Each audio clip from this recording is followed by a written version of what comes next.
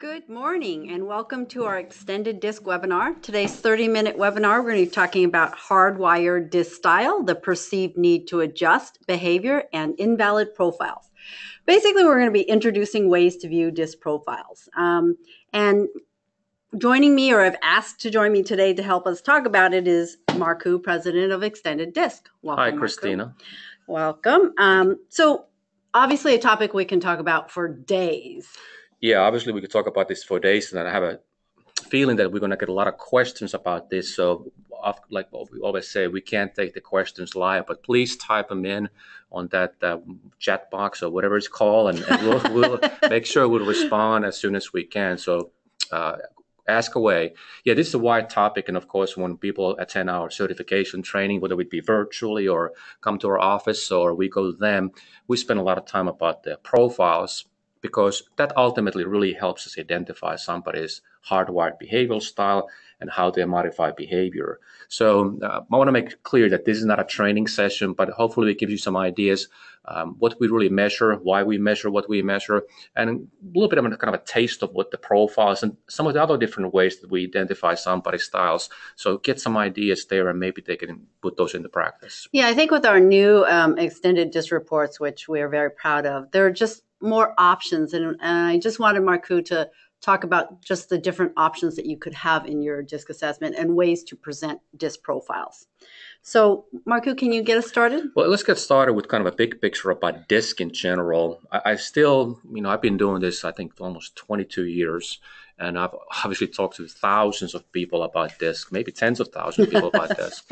And one of the questions that still I get asked every day, hey, I thought, all the DISC tools are the same, who owns DISC and so on, and how is extended DISC different from other tools? And people still find it surprising. It's not their fault, because there's some confusion there that no one owns DISC. Mm-hmm. They are simply different organizations who have developed their own proprietary DISC assessments. And the theory, the model itself is in public domain. Some people call it open source. Mm-hmm. But the important thing, I think, for people to really realize is that each DISC assessment measures the different things. And basically, we measure the different DISC styles. And it's important for everybody who uses this to think about, what do they need to really measure? What is the information they want to provide for their training participants or their coaching clients? And it's really important to know. And one of the things that people always liked about the DISC is that it's user-friendly. People can learn the 4-star very quickly, and then they put into practice when they begin to think about, hey, is that client the D style, or what their style is, and what my style is, and it creates that awareness of we need to modify behavior. But the biggest criticism that people have about DISC is that it had this really no test-free test validity, meaning that we will complete the questionnaire over time, and the DISC style would be different. People would say things like, I took this assessment 2 years ago, and I used to be an IS style, and now I'm a DI style. So the challenge became, who is this person? And that's the thing that I think people really need to think about. What does my DISC assessment really measure, and is that what I need to measure? Yeah, not only is this probably the most popular question that as a trainer I often get asked, but sometimes people don't even think to ask the question. They just assume there's just one DISC tool out there. So I just have to sometimes consciously be aware to talk about, extended DISC versus other DISC tools. Yes, it's like if you go to, I often use the doctor analogy. If you go to the doctor and the doctor prescribes that you need to have an MRI and X-ray for some reason, if you look at those images, even that they're both diagnostic tools, they measure different things. And same is true with assessment tool. Each assessment tool, not only DISC theory-based assessment tools, but all assessment tools are designed to measure a very specific thing. And when you develop the tool, the developers make very, very specific decisions about what we actually want to measure and how do we want to present the information. Yeah. So, talking about DISC assessments, obviously we want to talk about what does extended DISC measure. So can we talk about that? Yeah, that really what the biggest difference about with extended DISC and other DISC tools is that we measure the hardwired DISC style. As you know, Christina, almost all of our clients use some form of DISC assessment in the past. And the thing that they tell us after using extended DISC that is important to them is that we measure that hardwired DISC style. And that's the style that really remains quite stable throughout adult lifetime. And the reason they find it important is because ultimately what we're trying to do is help people to modify behavior. But we really need to know where are we modifying from. So extended disc really focuses on that hardwired style, who the person actually is. And the reason we do, it's our philosophy, is that that provides the most accurate starting point for development. Exactly. And a different way to look at it is if we think of this scale from conscious behavior to unconscious behavior. Conscious behavior, what we're talking about here is that how do I think I need to be at work? I say work because most commonly they are used in organizational settings. And it's really the behavioral style that I think that I need to be presenting to others in order for me to succeed. And for most people, this is adjusted behavior. And there's exceptions, of course, but most people behave a little bit different at work that they do at home. And those adjustments we make typically take some energy because we are adjusting our style, but it is the kind of behavior we believe will create success. And then we have the unconscious behavior. And Christina, why don't you kind of share about that? Yeah, and unconscious behavior is what Marco was talking about previously. It's a measure of your natural hardwired style, how you prefer to go about the day, who you really are. It's the behaviors that are most comfortable to you, and it tends to take less energy. You don't have to think about it. You may even prefer those behaviors, or how you spontaneously react to things. And it's also, I say, it's a pressure behavior, meaning that when we're feeling stressed and pressured, we don't have that same focus to continually modify our behavior. So we tend to become more of who we are. Yeah, and then when we actually talk about autopiloting a lot, and we don't want to autopilot. If you autopilot, you are presenting your unconscious behavior. This is who I actually am. It's the behavior that kind of flows freely. And when we talk about this scale or range of behaviors in terms of disc and extended disc, these tools have always focused more on this conscious behavior. And this is the reason that the results would change over time, because the work environment, our environment in general, will change. And we think we need to behave different ways to adapt to those different changes in our environment. And also our perceptions about our environment would change, so the disc results would change. What we at Extended Disc focus is on two things, but our clear focus is on who we really are, that hardwired disc style, that unconscious behavior. We do look at also, and we'll talk about that in just a moment, how the person perceives they need to adjust. But our focus is on that unconscious behavior because this is who we really are. You know, and a question I often get asked as well is when I talk about what the difference between extended disc versus other disc tools is, why don't all disc tools measure unconscious behavior and conscious behavior? Why do they only focus on conscious behavior? Well, like I mentioned a little bit earlier, that when we begin to develop a tool, the developers have to make some decisions. What do we want to measure? And just like in everything in life, we have different preferences and our own viewpoints. And it's their philosophy that they want to measure that. We believe that it's important to measure that hardwired style because that's what we really want to find out in order to modify behavior. Yeah, and I see questions are coming in. And as Marku said, unfortunately, we don't have time for questions during the webinar itself. We are recording it so that it will be available after, but we promise we'll get back to you as soon as the webinar is over. But so keep those questions coming. All right, Marku. So again, hardware style that's really what we want to measure because again, it's stable and it's the most accurate identification of somebody's style. And it really provides us the starting point for behavioral modification because that's what we're ultimately about. Always remember this one line from one of our clients who used DISC in the past and then switched to extended DISC. He said that DISC measures the person on the first date, how that person is on that first date.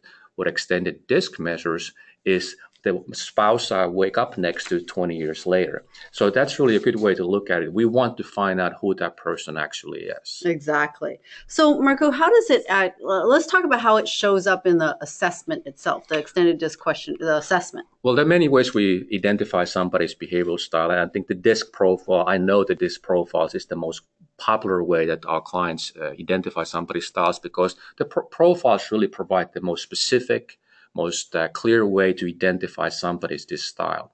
And there's a couple of ways we do it. And the first one is we call it the profile 2 or our hardwired DISC style or natural style. And when we look at somebody's behavioral style, we always, and this is very important, we always need to look at the relationship among all 4 styles. We cannot kind of isolate 1 or 2 DISC styles and say, this is who the person is. If you ultimately want to understand who we are, we need to look at the relationship among all four. But in profiles, the way we look at it is that we tend to focus on things that are highest on the graphs, and higher an item is, like here we have the D style, more comfortable or more natural that hardwired behavioral style is. But then we also want to look at where the others fall. Like in this individual, I is the second highest, meaning that's the second most comfortable and natural behavioral style when it comes to our hardwired style. But we continue to look at the relationship with the other two, the S and C styles, and really will tell us what the relationship is here. To me, I see he's somebody who's very comfortable with D, has some I tendencies. S and C's behavioral styles are still there. We have all of these styles, but for this person, S style is the least comfortable. Again, this is not a training on how to interpret profiles. This kind of big picture stuff we're talking about here. Yeah, and I think that, Marco, you did a great job of explaining the profiles in the simplest of ways, because as Marco says, people go through hours of training to understand these profiles, and it does still take practice. 99% of people that take the extended disc assessment are a combination of styles, right? Well, yeah, we are always in a combination of style. Like sometimes we talk about the short pure styles, that we only have one of the four styles above this, what we call a middle line. Middle line is that line that divides the profile, the top half and the bottom half. Those styles are very rare to see. They exist, but they're rare. Again, we always want to look at the combination of the all four styles. And sometimes even I think it's more important to know what's the least comfortable of the four styles. Like personally, above the line, I have three. I have D style, S style, and C style. I do have I, but I is clearly the most challenging behavioral style for me. It takes the most energy. So when I meet people who don't know me, if they were to pay attention that this person is a low I, and they actually just stay away from the I behavioral styles, our communication is fairly effective. If they become that high I style behavioral practitioner, it's going to take some energy for me to communicate with that person. So we sometimes it's really important to focus what's below the line as well. Exactly. And then the way I typically do it in training is, as many of our affiliates out there, they are very familiar reading these profiles. But a great way to explain it to your client when you're looking at these profiles is, that middle line that divides the top half from the bottom half, think of it as just the surface of the water. Anything above the surface of the water, like if you saw a duck floating on the surface, it's obvious, you see it. Same thing with the disc styles that are above the middle line or above the surface. Those are the behavioral styles that you are most likely going to observe in that individual, versus what's below the middle line. These are behaviors that are less comfortable for us, takes more energy. It's like that fish that swim underwater. We know it's down there. We have those styles in us. But until we focus, or until that fish uses energy to jump out of the water, we typically do not observe these behaviors in that person. Yeah, that's a great way to look at it, who we are and what behavioral styles we see in others. Okay, so let's go ahead and talk about, this is profile 2, natural style. Let's talk about the combination of profile 1 and profile 2, which is perceived need to adjust. Yeah, when we look at profiles, you should always look at profile 2 first. And then one of the first questions is, how valid are the results? And you also need to think about because the levels of interpretation, like you could say that this person is a D style. Sometimes it may be enough to know that somebody's a D style. But we look at profile 2, and my rule is that I put 99% of my focus on profile 2 because that is who the person really is. But it's also interesting and sometimes important to know how the person modifies their behavior. And that's the profile 1. When we make those kind of interpretations, you must always compare profile 1 to profile 2 because I want to essentially find out where are they adjusting from, and that's the hardwired behavioral style. Like if I look at this one, I see there's a couple of things, but the most notable one would be that the I style falls clearly below that middle line, that surface of the water you just talked about. And when we see something fall in profile 1 as compared to profile 2, it really just simply means that the person perceives that behavioral style is not going to create success for me. I need to essentially pull back on those behaviors. This person perceives that I need to be less I-style-like in order for me to be successful. And of course, it's based on their perception, and it's based on a specific point in time.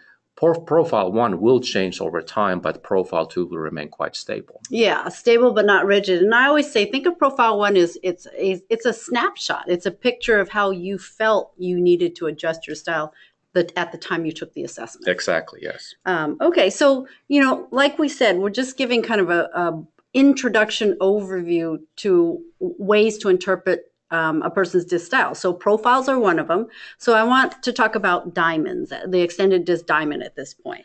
Yeah, the diamond is another way we show and identify somebody's behavioral style.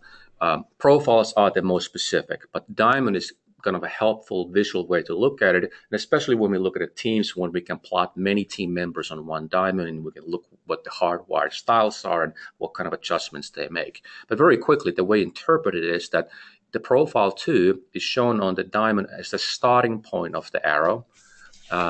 That's where it falls right there. That's who the person really is. So if the person were to take this over time, that's a general area where the starting point will always be. The tip of the arrow is profile 1. That's the location on this 4-quadrant model map.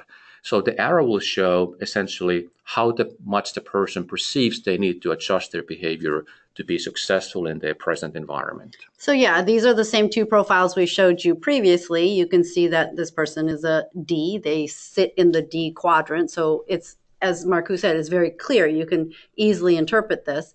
And I always say there's 3 components when you see the arrow, which represents profile 1. The actual tip of the arrow is their perceived need to adjust, but also, look at the direction of the arrow. It gives you information on, what style they want to emphasize, where the arrow is pointing towards.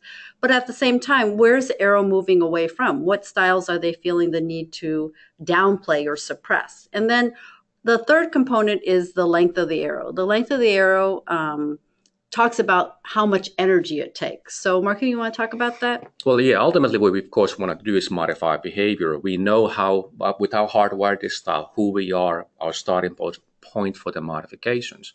But ultimately, we want to make adjustments with different people in different situations. So really what's happening is that we are moving all around this 4-quadrant model. Sometimes this person perceives I need to be more of a C or an S style, and along with the arrow is more energy it's going to take. Some people like to use the term mental calories. Mm-hmm. So we are making conscious modifications. Let's say I'm a DI style, but I meet a person who's clearly more of an S style. If I do want to have a effective interaction, effective communication with this person, if I really want to motivate this individual, I need to modify my behavior to that S quadrant. And because for this individual, as we saw in a moment ago, S style is the least comfortable style, that would take the most energy. With concentration, effort, practice, we can be very fluent with that S style behavior, but it's always conscious learned behavior that we're exhibiting. Yeah, and these arrows, you're only going to see 1 arrow per person in the report, but we just wanted to give you some examples of how a person might adjust throughout the day, throughout time. But these arrows simply represent energy, how much energy it takes for a person to make those adjustments. It's not about their skills or experience or ability. So you can see here, this is yet another way to represent a person's DISC style. And sometimes it's easier for us as trainers to use because it clearly shows, hey, this person is a dominant D. They're in the D quadrant. But let's say you want something even simpler. Yeah, what can we do next? Well, one of the simplest way is that we simply spell out what the person's DISC style is. And sometimes you may be in let's say, a training session where you only have, let's say, 90 minutes to go over somebody's results. And the profiles, while they do provide the clearest and most specific information about somebody's DISC style, it really takes a little bit of time to learn to interpret the profiles. And if you don't have the time with your training participants or whatever the application situation might be, you may not want to provide the profiles. And as you mentioned earlier, Christina, we are able to provide our clients with different kinds of report that are tailored to their preferences. And sometimes it may be easy enough to spell out that, hey, Andy, your style is an SC, and we even give them percentages if we want to, that you are pretty even 50-50 on the S and C styles. It will tell me that for Andy, S and C behaviors are the most comfortable. And, so again, very simple, direct. Now they can read the rest of the report and make use of it, develop that action plan. Yeah, but less is sometimes more, because my experience is this, that if people get information they don't understand, they don't want to admit it, because nobody wants to show, hey, I don't get this. But when they don't truly understand something, they are not going to use that information because they can't implement it. So sometimes this may be enough. And of course, later on, you could provide somebody's profile. And, hey, let me tell you, Andy, more about who you are beyond just being an SC style. Yeah, and I just also want Marku to talk about the new way to present a person's DISC profile with our new extended DISC reports are these extended DISC style charts, which I think are a great option for our clients to have. Well, everybody knows how to interpret pie charts. We learned this early on in school, and this is another visual, easy way to understand what is the relationship among all of the 4 styles. So we can show only the natural style or hardwired style. Here, an example when we're showing both natural and perceived need to adjust. But if I look at this person's style, in the hardwired natural style, they clearly most D style, 40% D, 35% of I, and so on. And then when I looked at the perceived need to adjust, again, I need to compare this to the chart or the pie chart or styles chart, I should say, on the right. I can tell that this individual perceives that in order for me to be successful in my present environment, I need to be more of a D style. Yeah, I think it's just another great way to be able to teach people how to understand their own style. And even here we have some options. And for example, some people like to see the percentages. Some people do not want to see the percentages. And some people they may prefer that I only want to identify somebody's natural style. Marku, forget about your 99% rule. I want to put 100% of my focus on that. So the bottom line here is that our clients can select the format in which we identify their DISC style. Excellent. So, hopefully we just gave you an overview of some of the options that are available for you guys to present your clients or employees DISC style. So one thing I also wanted to cover before we finish is to talk about invalid profiles. While they don't occur often, they do occur. So I just wanted you guys to be aware of what happens when you get an invalid result. Yeah, the invalid profiles is really answering the question that, can I trust the result? And when you interpret the assessment results, it's a critical question to ask because people are making pretty important decisions about what they will do with this information. And there are lots of assessments out there that if respondents just randomly selects responses, even they don't even read the questions, they just make choices, they still get an assessment result.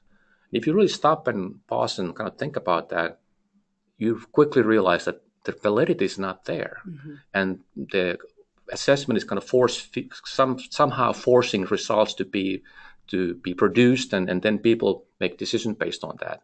In our philosophy, that is not really ethical because, again, people make important decisions on this. And the way the questionnaire process works is that we have 24 questions, but each time we're essentially asking the same question. And what we need to look for is a consistent answering pattern.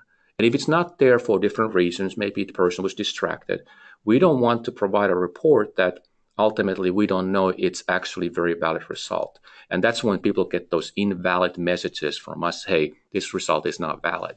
Yeah, and I always tell people, when you take the questionnaire, if you've taken it yourself, you think, wow, 24 questions, that's really simple, right? But those questions, as Marku said, they're all interconnected at a level that we aren't consciously aware of. So these built-in validity checks really deliver in terms of when we say we're measuring your natural hardwired style, that's what we're doing. Yeah, and what I have found is when clients start working with us, when they first get that message, like, but what's going on here? And sometimes they're a little bit frustrated. Why did I get our assessment result?